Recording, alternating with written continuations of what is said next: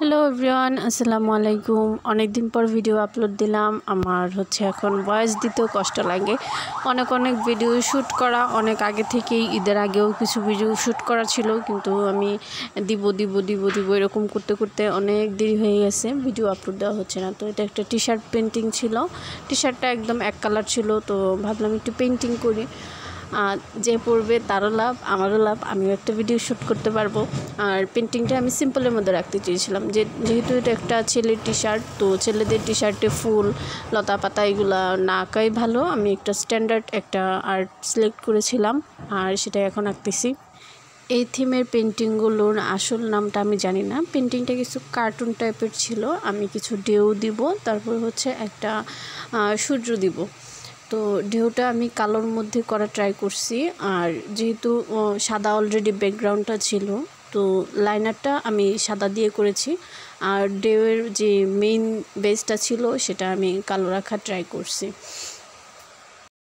তবে আরেকটু ইজি হতো যদি আমি একদম সবটা কালো করে ফেলতাম, তারপর উপর আবার সাদা রং দিয়ে মানে লাইনারটা দিতাম। কিন্তু আমি এরকম করিনি। আমি সাদা অংশটুকু, যেই অংশটুকু লাইনার থাকবে বা বাইরের বর্ডার যাই বলেন না কেন, সেই অংশটুকু বাদ দিয়ে বাকি অংশটুকু কালো করেছি, যেন অটো একটা লাইনার হয়ে যায়।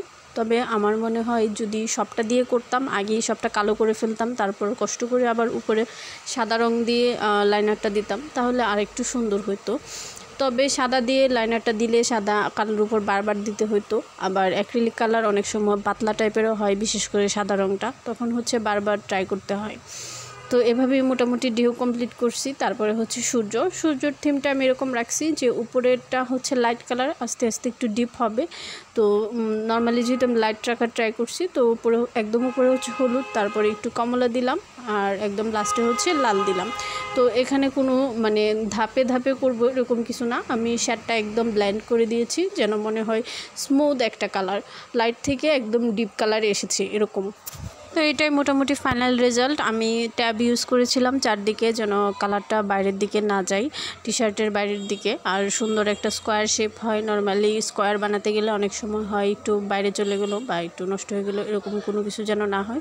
ট্যাব ইউজ করেছিলাম। এই ট্যাবটা আমি দারাজ থেকে নিয়েছিলাম, এটা বেশ কাজের। কিন্তু এই টাইপের গেঞ্জি কাপড়ের ট্যাপটা টান দিয়ে খোলার পর একটু বেশ কম হয়ে গেছে, কেমন যেন একটু লুজ হয়ে গেছে কাপড়টা। তা যাই হোক, কিছু করার নেই। আর এটা ফাইনাল লুক। সবার কাছে কেমন লাগছে জানাবেন। সবাই ভালো থাকবেন, সুস্থ থাকবেন। টাটা, আল্লাহ হাফেজ।